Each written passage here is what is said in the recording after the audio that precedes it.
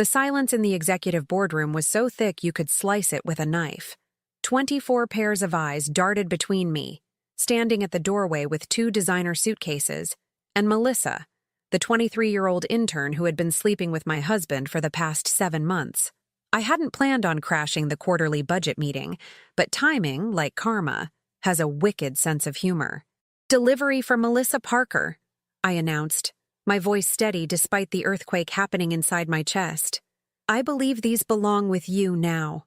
I'll never forget how the color drained from her face, that perfect, filtered for Instagram face that had smiled at me so innocently at the company Christmas party, while she was secretly texting my husband under the table. I watched her perfect French manicure, the one I was paying for through my husband's credit card, tremble as she gripped the edge of the conference table. My husband wasn't even there. Of course not. Regional sales directors always had important client meetings on Thursday afternoons. Except his important meeting for the past 7 months had been in the Marriott 2 blocks from the office, always booked under his corporate account because he was just that careless. Or that arrogant. "I'm sorry, who are you?" The CEO finally broke the silence, his Mont Blanc pen suspended midair. I smiled. Not the broken smile of a betrayed wife, but the calculated smile of a woman who had reached her limit. "I'm Alexandra Reynolds, Daniel's wife. Or soon-to-be ex-wife, I should say." I wheeled the luggage further into the room. I just thought since Melissa has been enjoying my husband, she might as well enjoy his belongings too. Someone near the back let out a muffled, "Oh my God!" But I kept my eyes locked on Melissa. Her shame wasn't even the best part. The best part was watching the realization dawn across her face that her carefully crafted future, the one where she slept her way into a marriage with a senior executive, was unraveling in real time, broadcast to the entire upper management team. I hadn't always been this person. The Alexandra from 3 weeks ago would have crumbled into a heap of tears and self-doubt. That Alexandra died the night I found their messages. It was such a cliché how I discovered it. A notification that popped up on his iPad while he was in the shower. "Can't wait to taste you again tomorrow." I remember staring at those words, my brain refusing to process them at first. This wasn't supposed to happen to us. We had the waterfront condo, the membership at the country club, the plans for children next year once his promotion came through. 15 years together, 5 years of marriage, 3 years of fertility treatments that I endured while he was working late. The mathematics of betrayal is always so precise in hindsight. "Mrs. Reynolds, I think there's been some misunderstanding." The HR director started to stand, but I cut her off with a raised hand. "There's no misunderstanding. I have all the evidence right here." I patted my handbag where I kept the printed screenshots, hotel receipts, and the GPS history I'd downloaded from his car's navigation system. I just wanted to personally deliver what belongs to Melissa now. I unzipped the first suitcase. Right on top was his favorite cashmere sweater, the gray one I'd given him last Christmas. I picked it up and tossed it to her. She caught it reflexively, horror spreading across her face. "He likes when you scratch his back while wearing this. Light touches, not your nails. He's sensitive about scratches showing at the gym." Someone in the room stifled a laugh. It might have been the CFO. I wasn't done. I reached into the suitcase again and pulled out his monogrammed shaving kit. "He needs his special face cream every night or he gets cranky, the expensive one from Switzerland." I tossed it across the table where it skidded to a stop in front of her. "Oh, and he's allergic to shellfish. Breaks out in hives all over. But you probably already know that from all those intimate dinners while I was visiting my dying mother in the hospital." The room temperature seemed to drop 10 degrees. I watched Melissa's throat work as she tried to swallow. Her eyes darted around the room, looking for an escape route, for sympathy, for anything. She found none. "Alexandra," she finally whispered. "Oh, we're on a first-name basis now? How nice." I tilted my head. "You know what's funny? All those nights he told me he was mentoring you. She has so much potential," he'd say. I actually felt proud of him for supporting women in business. I laughed, but there was no humor in it. Just the hollow echo of a woman who had discovered that her entire reality was built on quicksand. The second suitcase has all his toiletries, his medications. He has high blood pressure, by the way, so watch out during those exciting moments, and his collection of watches. The Rolex was an anniversary gift from me, but clearly sentiment means nothing to him. So why should it to me? I stepped back from the luggage and adjusted my blazer, the expensive one I'd bought for partner meetings at my own firm. The one that made me feel powerful even when my world was collapsing. I've also taken the liberty of emailing your compliance department all the receipts where company money was used for your little rendezvous. The Marriott, the gifts, the dinners, all on the corporate card. I believe that violates several company policies. Melissa's mascara had started to run, black tears tracking down her flushed cheeks. Good. Let her cry. Let her feel a fraction of what I felt when I discovered that the man I built my life around had been building a separate life behind my back. You can't just... This is a place of business, she stammered. So is my marriage, I replied coldly. Or at least, it was supposed to be a partnership. But Daniel decided to invest elsewhere. Now he can enjoy the returns. As I turned to leave, the weight of what I'd just done hit me like a physical force. My knees nearly buckled. But 15 years with Daniel had taught me one thing: never show weakness in public.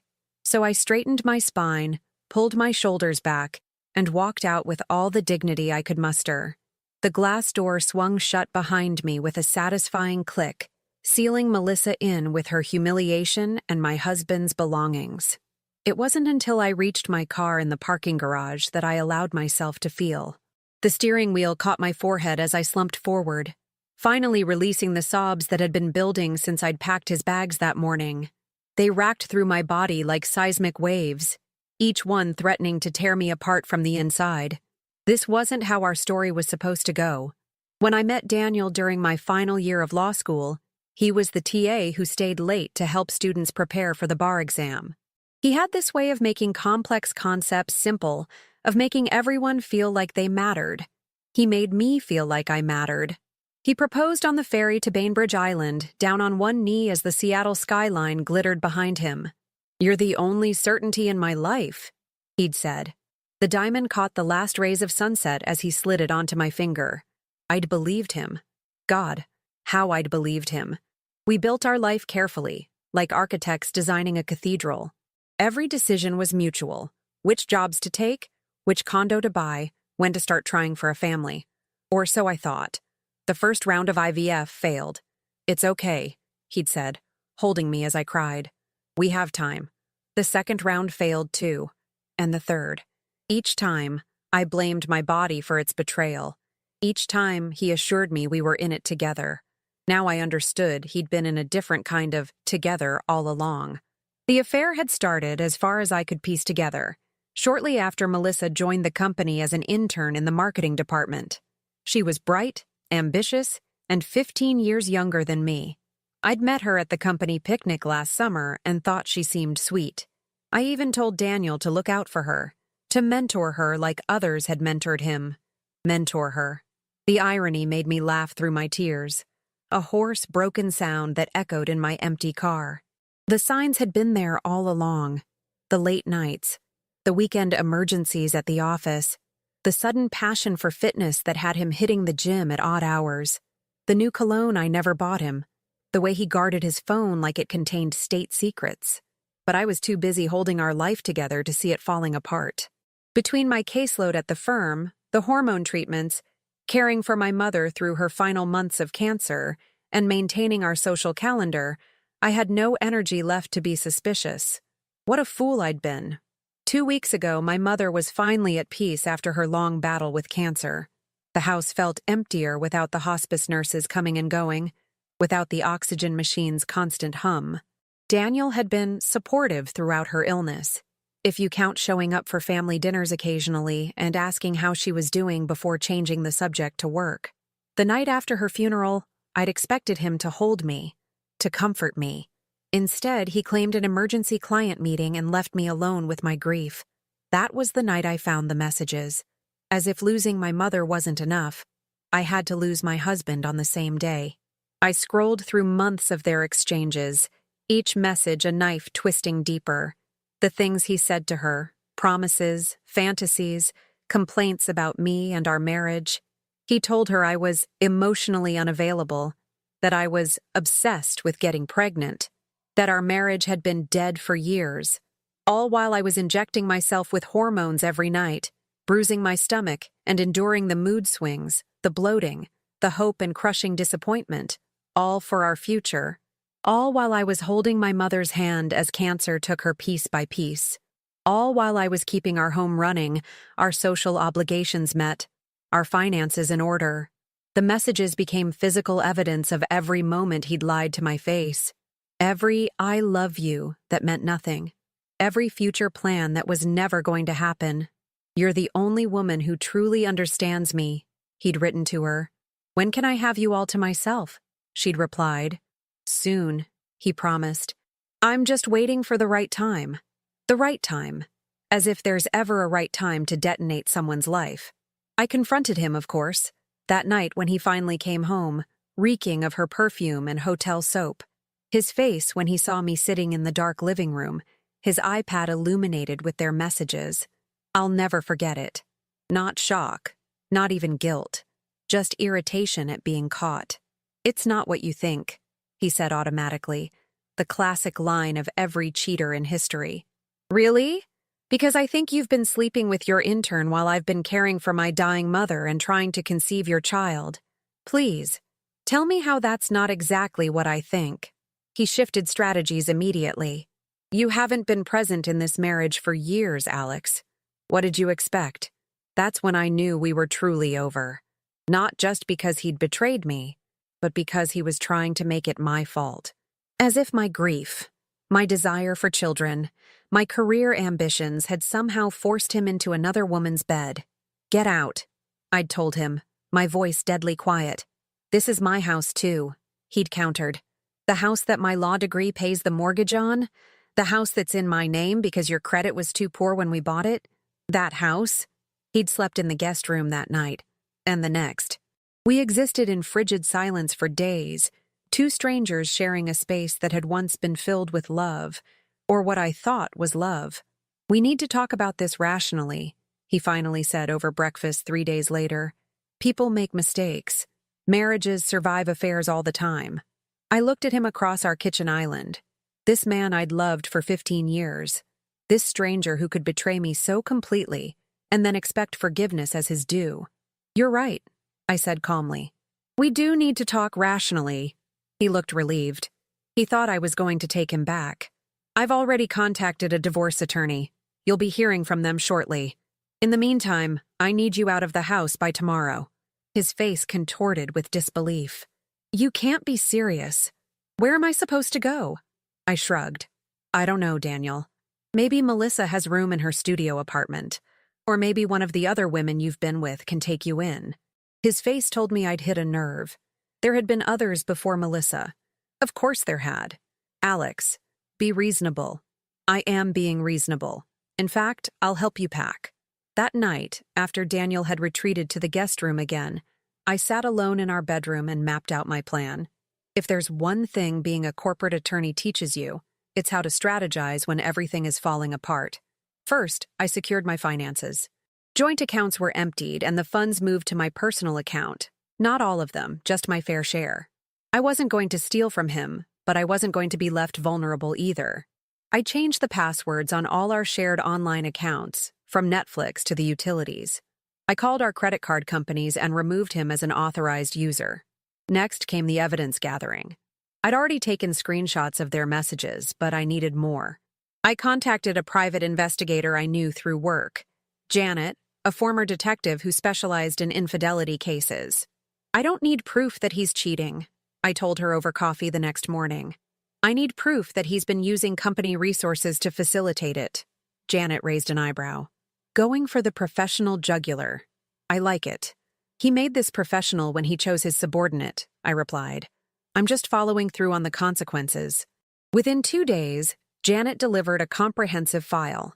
Hotel charges on the corporate card, expensive dinners labeled as client meetings with no clients present, company car usage logs that matched up with their rendezvous, even a company-sponsored conference in Chicago where Melissa had been added to the attendee list at the last minute, with no business reason for her to be there.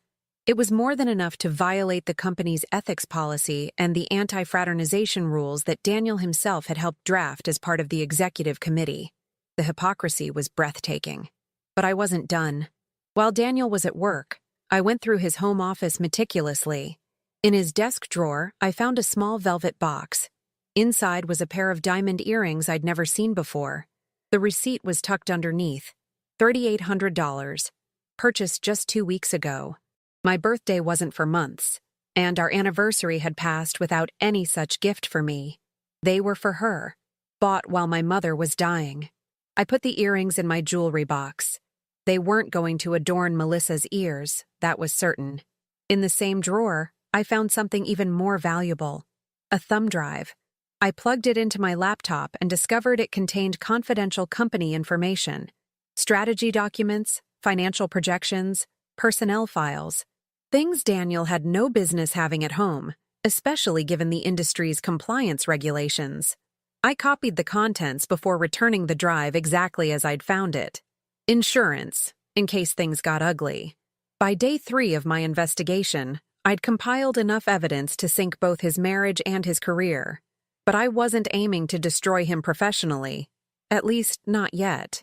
That would depend on how he handled the divorce. What I wanted first was for both of them to face the social consequences of their actions, the public humiliation they deserved, the office gossip that would follow them both long after I was gone from their lives. That's when I decided on the suitcase delivery. I waited until I knew there would be a maximum audience. Thursday's quarterly budget meeting would have everyone who mattered in attendance, except Daniel, who would be at his standing client meeting at the Marriott with Melissa. Except Melissa had been specifically requested to attend this meeting to present some marketing data. I knew this because I'd called the CEO's assistant the day before, posing as Daniel's assistant, saying Melissa had prepared some crucial information that should be included. But I thought Daniel would be presenting that himself, the assistant had said, confused.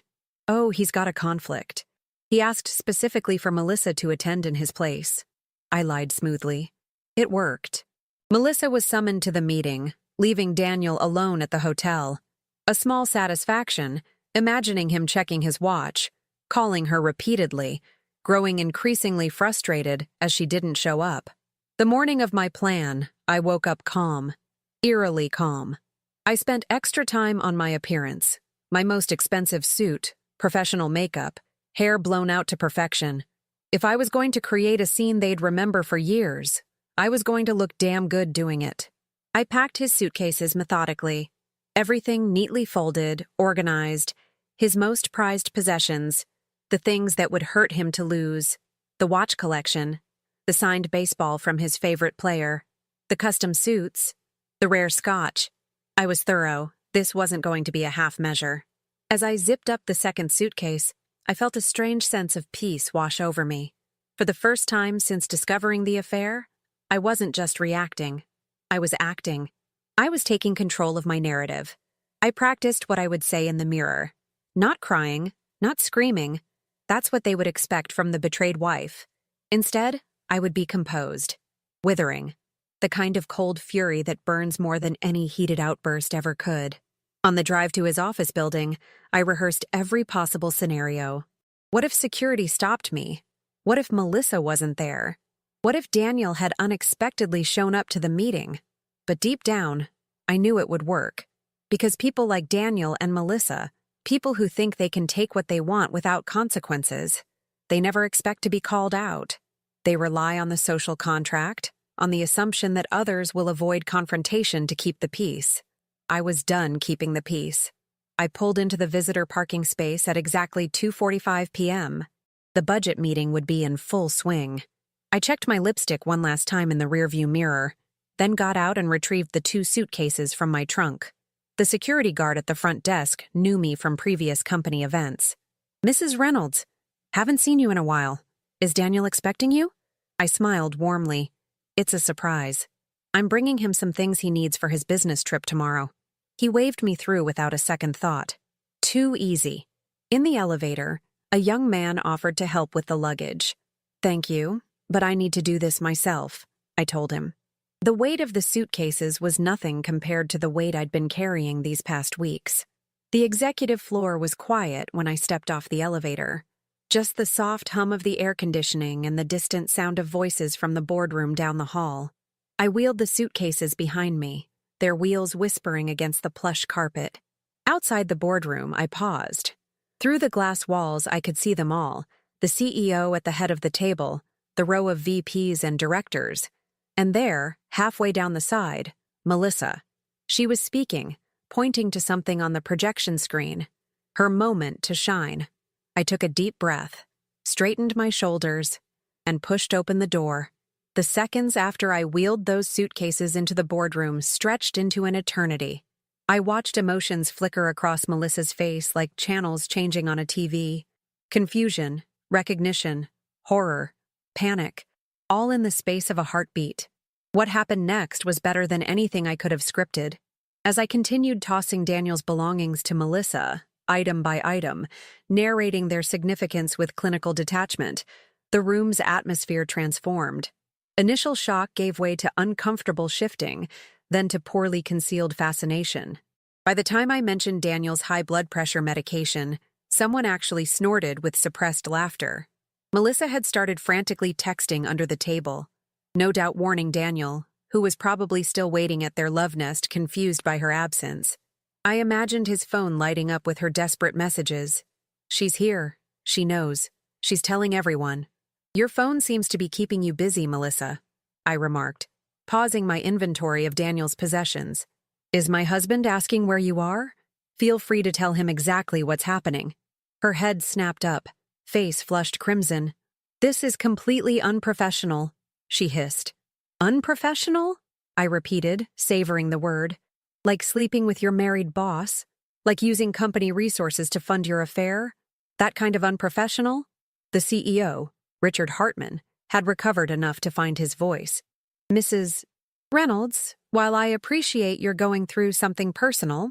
"Oh, this stopped being just personal when they started charging their hotel rooms to the company card," I interrupted, pulling a folder from my handbag and sliding it across the table to him.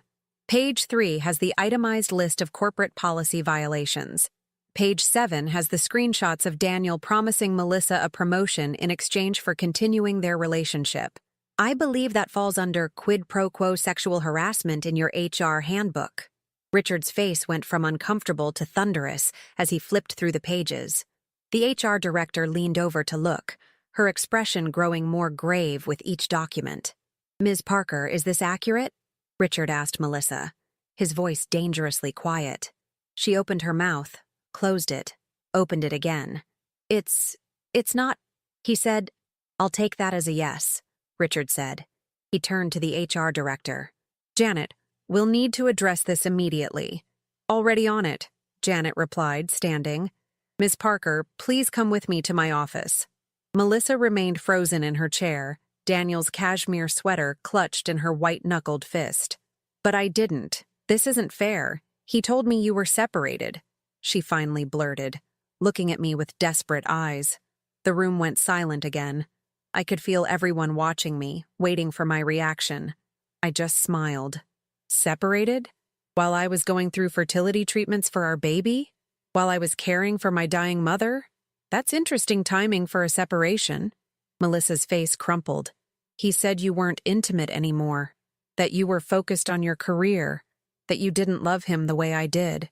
And you believed him," I said softly. "Not a question, a statement of fact. Just like you believed him when he said you were special, that he'd never felt this way before, that he was going to leave me for you." A tear slid down her cheek, smearing her perfect makeup. For a fleeting moment, I almost felt sorry for her. Almost. "Let me save you some time, Melissa. I'm his third wife. The first two also thought they were special until they found out about his affairs. It's a pattern, not a passion." That's when my phone buzzed in my pocket. Daniel. Of course. I pulled it out, glanced at the screen, and smiled. "Well, speak of the devil. Shall we see what he has to say?" I put the phone on speaker and answered. "Alex, where the hell is Melissa? We were supposed to meet an hour ago." The boardroom was so quiet you could hear a pin drop. Every executive leaned forward slightly, not even pretending not to listen. "Hello, Daniel. I'm afraid Melissa can't come to the phone right now." She's in a meeting with your entire executive team. And me. We're having the most fascinating discussion about corporate ethics. The silence on the other end was deafening. Then, what have you done? His voice was low, dangerous. I've simply delivered your belongings to your girlfriend, in front of your colleagues. Oh, and I shared that interesting presentation you've been working on. You know, the one documenting all the ways company money has been funding your midlife crisis. You had no right. Actually, as a corporate attorney specializing in ethics violations, I had every right. As your wife, I had every right. As a human being with dignity, I had every right. This is going to cost you in the divorce, he threatened. I laughed then, genuinely amused. Daniel, honey, I'm the one with the prenup protecting my assets.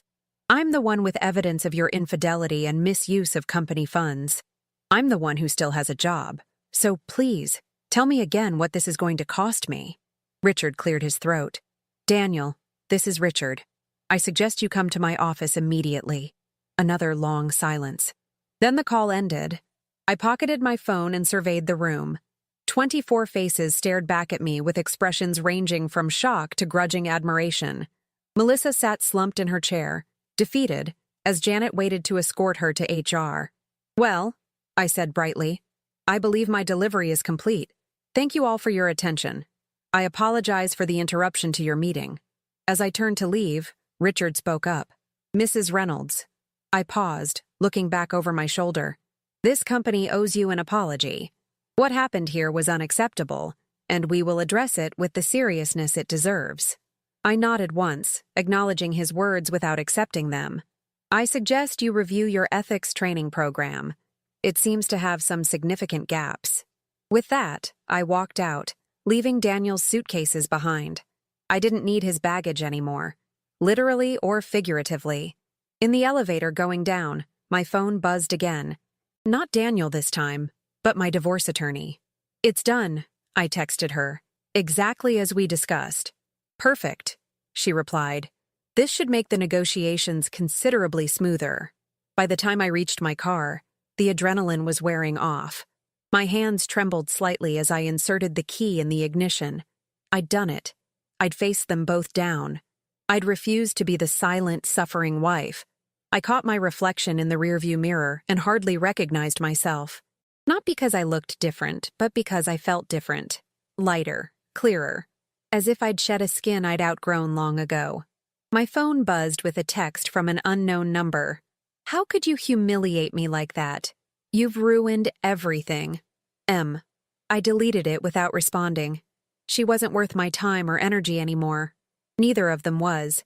Instead, I drove to the waterfront park where Daniel had proposed all those years ago. I sat on a bench facing the ocean and watched the waves crash against the shore, each one receding, only to gather strength and return.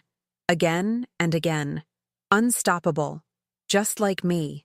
1 year later, I stood in my new kitchen, morning sunlight streaming through windows that faced east instead of west. Different view. Different life. Better in ways I couldn't have imagined on that day, I wheeled suitcases into a boardroom and changed everything. The aftermath had been swift and comprehensive. Daniel was terminated for ethics violations the same day.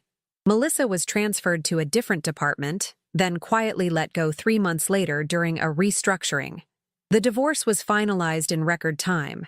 Daniel's lawyer advised him to agree to my terms rather than risk further exposure of his conduct. I sold the waterfront condo, too many ghosts there, and bought a charming craftsman house in a neighborhood I'd always loved, but Daniel had deemed not prestigious enough. I planted a garden, adopted a rescue dog, reclaimed spaces in my life that had been compressed to make room for Daniel's oversized ego and constant needs. My mother's death left a hole that would never completely heal, but I found myself talking to her often, especially in the garden. You were right about him, I'd tell her as I pruned roses or pulled weeds. You saw what I couldn't see. She had never openly criticized Daniel, but there had been moments, a tightening around her eyes when he checked his phone during family dinners, a concerned glance when he dismissed my opinions. She had known, in that way mothers do. Professionally, I thrived. My handling of my own situation had inadvertently become a calling card of sorts. Companies began seeking me out for consulting on ethics programs and harassment policies.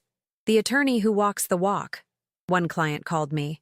I embraced the specialty, finding purpose in helping organizations create cultures where people like Daniel couldn't operate with impunity.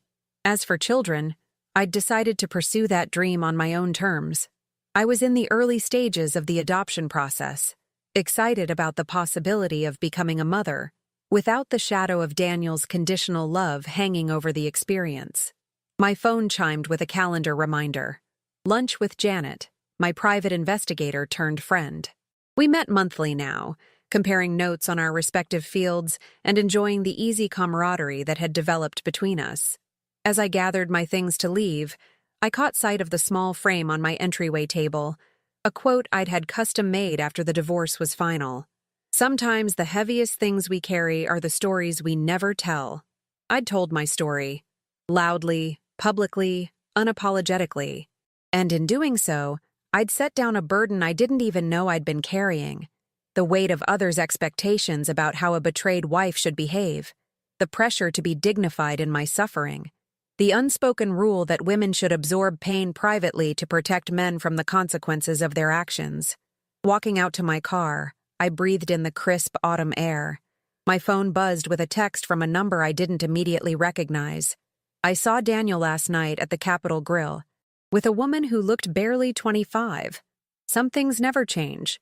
I realized it was from a former neighbor. For a moment, I felt a twinge, not of jealousy or regret, but of pity for this new woman who didn't yet know what she was getting into. I typed back, I hope she delivers his bag somewhere even more public than I did. Then I deleted the exchange, put my phone away, and drove to meet Janet. Daniel's ongoing saga wasn't my story anymore. I had closed that book and opened a new one where I was both the author and the heroine. Over lunch, Janet raised her glass in a toast. Two women who refused to be footnotes in their own lives. I clinked my glass against hers, smiling, and to suitcases delivered exactly where they belong. We laughed, and in that moment of shared understanding, I felt the final pieces click into place. The humiliation I'd once felt had transformed into something else entirely. Freedom. The kind that comes from standing in your truth, consequences be damned. That afternoon, as I walked through my garden checking on the late-blooming dahlias, I thought about that day in the boardroom. How terrified I'd been underneath my composed exterior. How uncertain about what would come next. If I could go back and whisper something to that version of myself, it would be simple. This moment isn't the end of your story. It's the beginning of a better one. And it was. It absolutely